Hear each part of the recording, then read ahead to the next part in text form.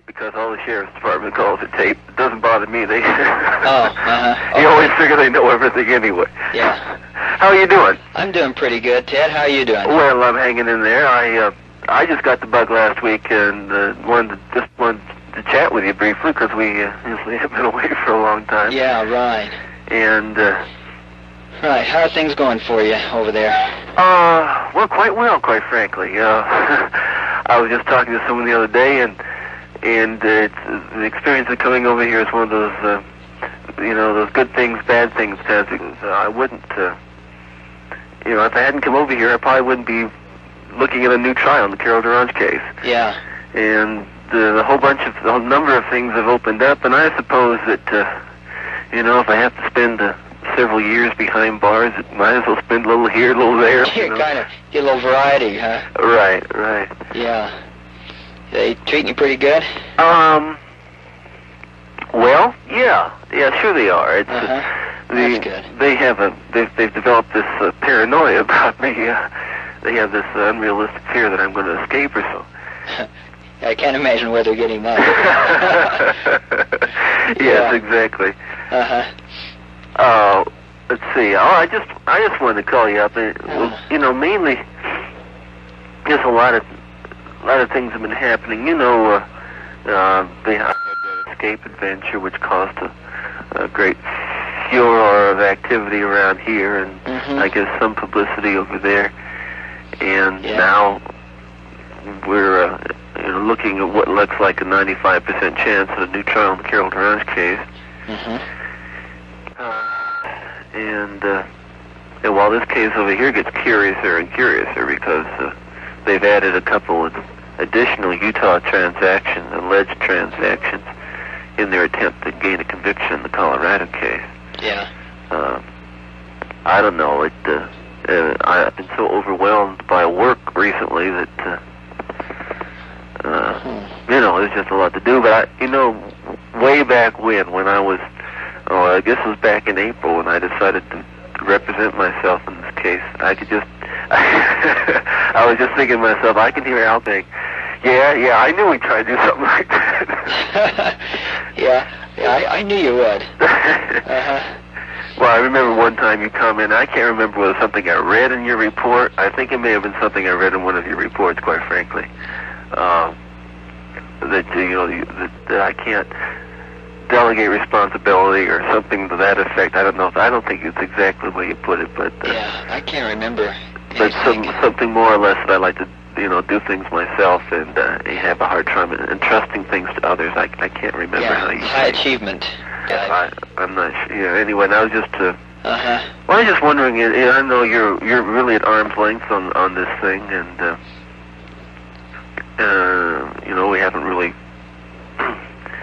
talked personally, obviously, since the latter part of January. Yeah, right. But any impressions about all that you've been hearing about me and Okay, how do you mean? Well, like the escape and everything. I wonder what your impression of that was. Just from a party who knows me, but who didn't have an opportunity to speak to me either just before or after that happened. Yeah, right. Yeah, this is something that'd be fun to sit down and chat with you about an hour. Yeah. And I had mixed impressions. I was wondering if you were really getting uptight, and the pressure looked like it was on, you know. And I was wondering if it was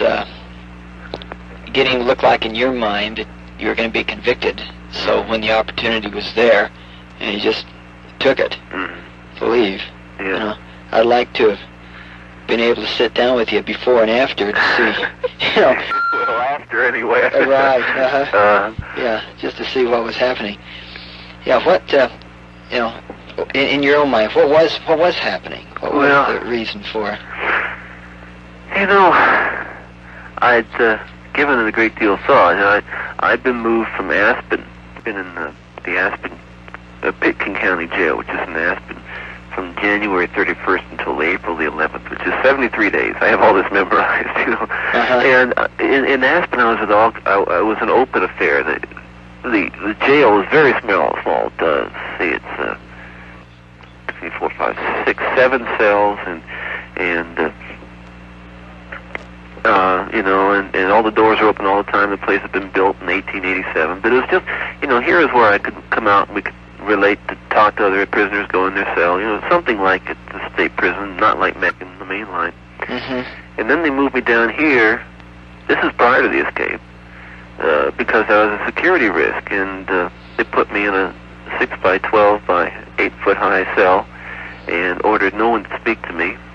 And quite frankly, that's when I decided to represent myself. At least I got to, you know, get out to go to the library. You know, there's only situations where, you know, concrete, solid steel door with a little window and the food slot. I mean, this is worse than the hole. Honestly, Al, this is worse than the hole. Yeah. In Max, because there you can at least talk to people and see people. And it's worse than Max because they have for exercise except for the 6 days I was out on escape since 11th of April. So this was building up and building up and building up. And I had, over the months, I had noticed a number of opportunities to just walk right out. Right out. But I didn't know quite how to put it all together. I was, as you say, I was very concerned about what people would think. And I didn't, you know, people say, weren't you afraid people that someone would shoot you or something? No, it was one of the lower fears in my higher fears. Yeah. But I don't know, that day I came there and I thought a great deal about escape, and I didn't know if I had the guts to do it, quite frankly. And the guard went outside for a smoke, and there's not one person in the whole courtroom. You'd have to see the courthouse in Aspen. The windows are open, and the fresh air is blowing through, and the sky was blue. And I said, I'm ready to go, and I walked to the window and jumped out. Yeah. And I started chugging, and I had no plan. I had nobody helping me. I had no money. I had no nothing. And just ran right up into the mountains. But anyway, you know, when I was recaptured, they brought me back in, and I spoke very freely about my adventures during those 6 days because it was something I really couldn't deny. But one of the investigators who been working came into the room after I'd been there for some time and said, would you like to talk about the Campbell case? Would you like to tell me all about it now, Ted? You know, more or less what you want to confess and all this stuff. Because, I mean, I could see the twinkle in his eyes that, you know, he thought that I panicked and now the jig was up and I was ready to bust open. And I told him, I said, Mike, listen, I jumped out of the window because I want to be free. 2 years ago I could have walked out of the courthouse and, you know, no one would have charged me with any crime. No one would even have noticed. You know, as far as I was concerned, I was just what belonged to me. And it wasn't a fear of conviction. It wasn't, you know, because I believe then, and I believe more firmly now that I will be acquitted. And not only that, I'll get a new trial in Durant. The irony of it all, Al, is that probably the only offense that they will ever get a solid conviction on me will be the escape. Yeah, right. But you know, I told him, honest to God, I just got sick and tired of being locked up, and I thought, you know, because way back then I knew that I had this new evidence on Durant, although I hadn't given it to anybody yet, wondering what to do with it. And I knew that the case for me here was good, that the case they had was weak. But I kept saying to myself, Ted, if you in the event that you're acquitted here in Colorado, and you go back to Utah, and let's say you get a new trial in Durant, which I estimate would take 3 years, because even if we win at the trial court level with a new trial, the state will appeal, and if the Supreme Court overturns, we'll have to go to the federal court, and the federal courts take years and years. And even if I got a new trial in Durant 3 years from, you know, there's a chance I could be convicted just basically on the publicity of the whole thing. I mean, I'm pretty notorious. And, you know, if I was acquitted 4 years from now in Durant's case, what would I have left? You know, maybe unrealistically, but I asked myself, could you go to law school? Could you live? Could you, you know, would your friends be able to look you in the eye? Could you be Ted Bundy again? And I figured, you know, whether you're free tomorrow or whether you're free 4 years from now, you're still going to have to make an entirely new life and really hide from your old life, whether you would legitimately or illegitimately. Yeah. So those are the priorities then. And I wasn't up against the wall. I mean, it was something I could have done then, something I could have waited to do.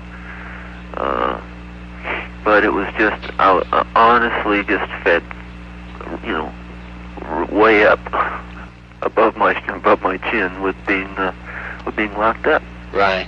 Yeah, just one of those things. Yeah. But I just there's still the scars and the blisters on my feet. I'm sitting here barefoot from running around in the mountains. An extraordinary experience, because I had thought that I was, a pretty strong-willed person.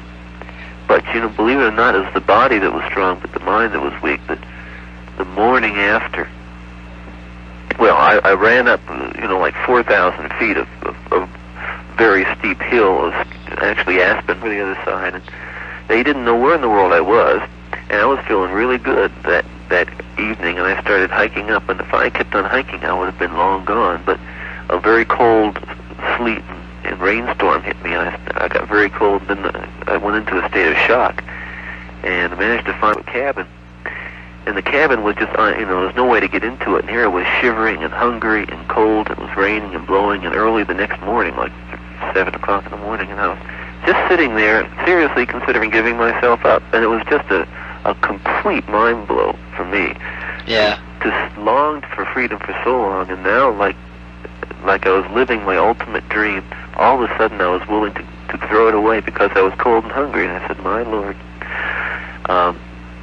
But I got in the cabin and recuperated, believe it or not, and had a second chance at it, and then I made a wrong turn, and then I hurt my knee, and 3-4 days of high altitude and cold got to me, and again my mind got weak, and it really kind of, again, when I was recaptured, I just stood there. I was just, that night when I walked back into Aspen, no one knew me, people saw me, no one could recognize me, but I just was totally disoriented. It was like an experience I've never known before. I just laid down like an animal ready to die. It was just an incredible experience, and I was disoriented, and quite frankly, I hopped in a car and just drove. I knew I'd get caught. I didn't want to get caught, but I knew it would happen. But I was just so tired and the best of the alternatives. Yeah, and I just said, well, let's just see what happens. And a fluke, actually, they stopped me. But anyway, that was one of the more profound experiences of yeah, sounds like it. Of being over here. Yeah. Certainly did cause a furor. And you're spending most of your afternoons in the law library, aren't you? Oh yeah, I go up there every day for 3 hours. And I imagine you're really learning law. Oh, goodness sakes. Yeah, I'm pretty darn good at this whole process. I won a couple fairly significant victories on Friday, last Friday in court, and I suppose that I've learned what the pitfalls of representing oneself are, and so I'm going to avoid those. But for the time being, I am doing doing the work in the case, and the research, and I think we're pretty successful. Considering the kinds of resources that are amassed against me, and the various law enforcement agencies and prosecutors who are working on this case, I think I'm more than holding my own. I think I'm giving them fits, quite frankly. And I don't. It's not just me. I'm not here. I'm not. I'm not some genius or anything. I think, but the fact of the matter is, such a rather decrepit case that they're really having a hard time putting it together, to say the least. I don't know if they had quote an eyewitness allegedly had seen me at some place which fit into their theory of things, and at the preliminary hearing she looked at me and she looked around the courtroom and picked an undersheriff as the person she had seen, so their case kind of collapsed at that point. But right now they're hanging in there. I give them credit for it. Yeah. So, how are things over there? I've always wondered about you and a lot of my friends there and everything. I heard there was a killing not too long ago. Yeah.